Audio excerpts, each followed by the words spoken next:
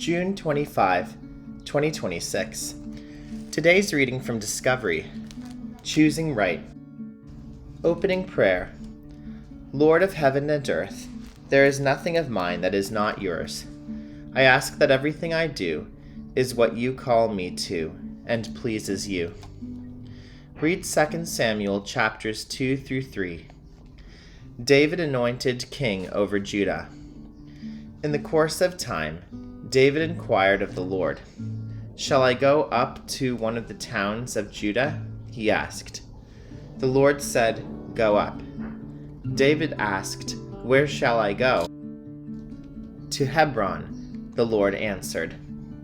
So David went up there with his 2 wives, Ahinoam of Jezreel and Abigail, the widow of Nabal of Carmel. David also took the men who were with him, each with his family, and they settled in Hebron and its towns.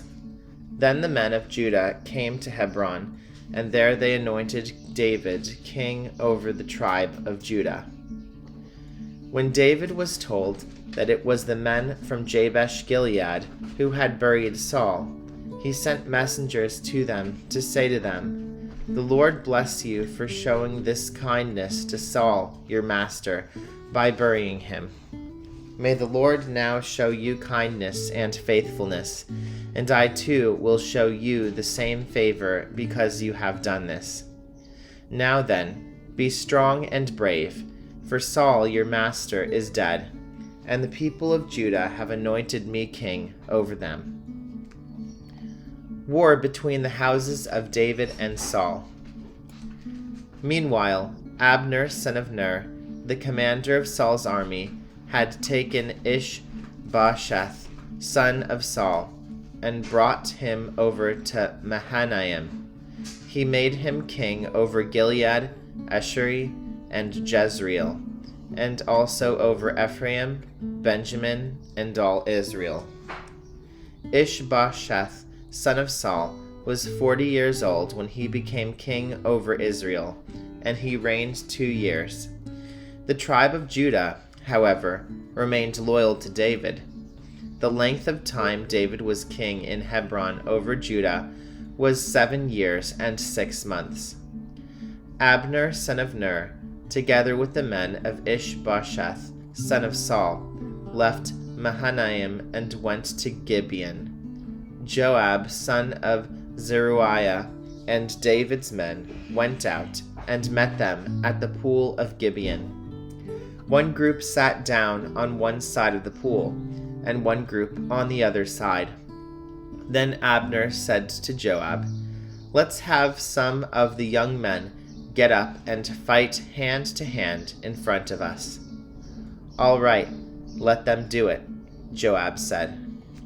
So they stood up and were counted off, 12 men for Benjamin and Ish-bosheth, son of Saul, and 12 for David. Then each man grabbed his opponent by the head and thrust his dagger into his opponent's side, and they fell down together. So that place in Gibeon was called Helkath Hazurim. The battle that day was very fierce, and Abner and the Israelites were defeated by David's men. The 3 sons of Zeruiah were there: Joab, Abishai, and Asahel. Now Asahel was as fleet-footed as a wild gazelle. He chased Abner, turning neither to the right nor to the left as he pursued him. Abner looked behind him and asked, "Is that you, Asahel?" "It is," he answered. Then Abner said to him, "Turn aside to the right or to the left. Take on one of the young men and strip him of his weapons." But Asahel would not stop chasing him. Again, Abner warned Asahel, "Stop chasing me. Why should I strike you down? How could I look your brother Joab in the face?" But Asahel refused to give up the pursuit. So Abner thrust the butt of his spear into Asahel's stomach, and the spear came out through his back. he fell there and died on the spot. And every man stopped when he came to the place where Asahel had fallen, and died. But Joab and Abishai pursued Abner, and as the sun was setting, they came to the hill of Ammah, near Giah, on the way to the wasteland of Gibeon. Then the men of Benjamin rallied behind Abner. They formed themselves into a group, and took their stand on top of a hill. Abner called out to Joab, "Must the sword devour forever? Don't you realize that this will end in bitterness? How long before you order your men to stop pursuing their fellow Israelites?" Joab answered, "As surely as God lives, if you had not spoken, the men would have continued pursuing them until morning." So Joab blew the trumpet, and all the troops came to a halt. They no longer pursued Israel, nor did they fight any more. All that night, Abner and his men marched through the Arabah. They crossed the Jordan, continued through the morning hours, and came to Mahanaim. Then Joab stopped pursuing Abner and assembled the whole army. Besides Asahel, 19 of David's men were found missing. But David's men had killed 360 Benjamites who were with Abner. They took Asahel and buried him in his father's tomb at Bethlehem. Then Joab and his men marched all night and arrived at Hebron by daybreak. The war between the house of Saul and the house of David lasted a long time. David grew stronger and stronger, while the house of Saul grew weaker and weaker. Sons were born to David in Hebron. His firstborn was Amnon, the son of Ahinoam of Jezreel. His second, Chileab, the son of Abigail, the widow of Nabal of Carmel. The third, Absalom, the son of Maacah, daughter of Talmai, king of Geshur. The fourth, Adonijah, the son of Haggith. The fifth, Shephatiah, the son of Abital. And the sixth, Ithream, the son of David's wife, Eglah. These were born to David in Hebron. Abner goes over to David. During the war between the house of Saul and the house of David, Abner had been strengthening his own position in the house of Saul. Now Saul had had a concubine named Rizpah, daughter of Aiah. And Ishbosheth said to Abner, "Why did you sleep with my father's concubine?" Abner was very angry because of what Ishbosheth said. So he answered, "Am I a dog's head on Judah's side? This very day I am loyal to the house of your father Saul, and to his family and friends. I haven't handed you over to David. Yet now you accuse me of an offense involving this woman. May God deal with Abner, be it ever so severely, if I do not do for David what the Lord promised him on oath, and transfer the kingdom from the house of Saul, and establish David's throne over Israel and Judah, from Dan to Beersheba." Ishbosheth did not dare to say another word to Abner, because he was afraid of him. Then Abner sent messengers on his behalf to say to David, "Whose land is it? Make an agreement with me, and I will help you bring all Israel over to you." "Good," said David. "I will make an agreement with you. But I demand one thing of you. Do not come into my presence unless you bring Michal, daughter of Saul, when you come to see me." Then David sent messengers to Ishbosheth, son of Saul, demanding, "Give me my wife Michal, whom I betrothed to myself for the price of 100 Philistine foreskins." So Ishbosheth gave orders and had her taken away from her husband, Paltiel, son of Laish. Her husband, however, went with her, weeping behind her all the way to Bahurim. Then Abner said to him, "Go back home." So he went back. Abner conferred with the elders of Israel and said, "For some time you have wanted to make David your king. Now do it. For the Lord promised David, 'By my servant David I will rescue my people Israel from the hand of the Philistines and from the hand of all their enemies.'" Abner also spoke to the Benjamites in person. Then he went to Hebron to tell David everything that Israel and the whole tribe of Benjamin wanted to do. When Abner, who had 20 men with him, came to David at Hebron, David prepared a feast for him and his men. Then Abner said to David, "Let me go at once and assemble all Israel for my lord the king, so that they may make a covenant with you, and that you may rule over all that your heart desires." So David sent Abner away, and he went in peace. Joab murders Abner. Just then David's men and Joab returned from a raid and brought with them a great deal of plunder.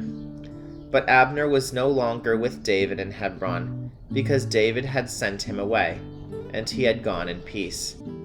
When Joab and all the soldiers with him arrived, he was told that Abner, son of Ner, had come to the king, and that the king had sent him away, and that he had gone in peace. So Joab went to the king and said, "What have you done? Look, Abner came to you. Why did you let him go? Now he is gone. You know Abner, son of Ner.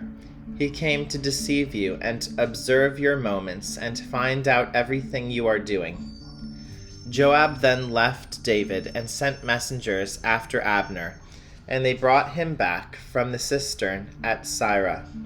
But David did not know it. Now when Abner returned to Hebron, Joab took him aside into an inner chamber, as if to speak with him privately. And there, to avenge the blood of his brother Asahel, Joab stabbed him in the stomach, and he died. Later, when David heard about this, he said, "I and my kingdom are forever innocent before the Lord concerning the blood of Abner son of Ner. May his blood fall on the head of Joab and on his whole family. May Joab's family never be without someone who has a running sore or leprosy, or who leans on a crutch, or who falls by the sword, or who lacks food." Joab and his brother Abishai murdered Abner because he had killed their brother Asahel in the battle at Gibeon.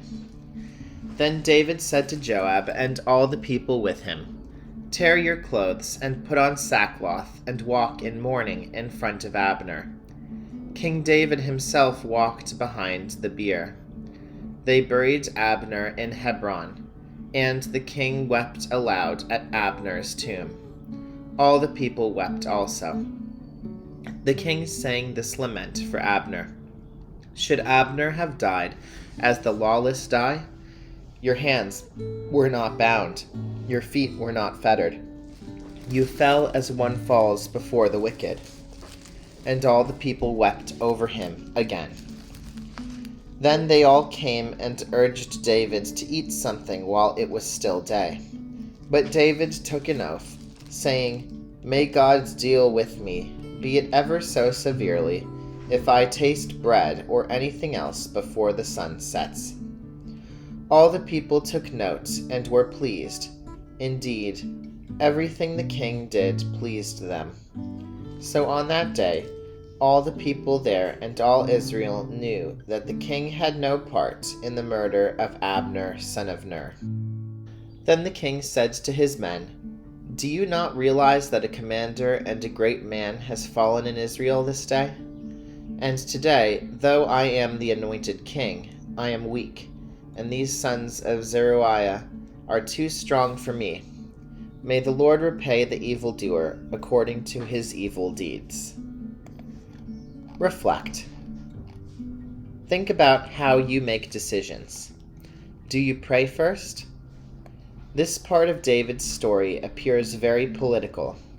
Parties are maneuvering for position, sending out olive branches to potential opponents, chapter 2, verse 6, picking sides in what will be a long fight. Chapter 3, verse 1. But amid all these stratagems, verse 1 in chapter 2 reveals how David made his plans. Before he acted, David inquired of the Lord. David now had years of experience, but he never took God for granted. He never relied solely on that experience. He knew that he was a key player in a drama whose author was God. He wouldn't take direction from anyone else. To do so would invite disaster. Looking at our world, watching parliamentary debates and hearing politicians interviewed makes me wonder if they ever refer to God before choosing the path they will take. And not just politicians. How often have I spent money, forged plans, formed relationships, said things, without first inquiring of the Lord? The answer, if I'm honest, is often. David reminds us who is in control. When we committed our lives to Jesus, we became his to command. We need to remember that our first thought should be of him and what he requires of us. It's not easy, but it bears fruit, as we see later in our readings in 2 Samuel. Apply. If you have a to-do list like me, why not include what's on it in your prayers at the start of each day? Closing prayer. I confess, Lord, that there have been times when I forged ahead with my plans, neglecting to seek your counsel. As I ask for your forgiveness, I also ask that you keep me ever mindful of your rule in every part of my life.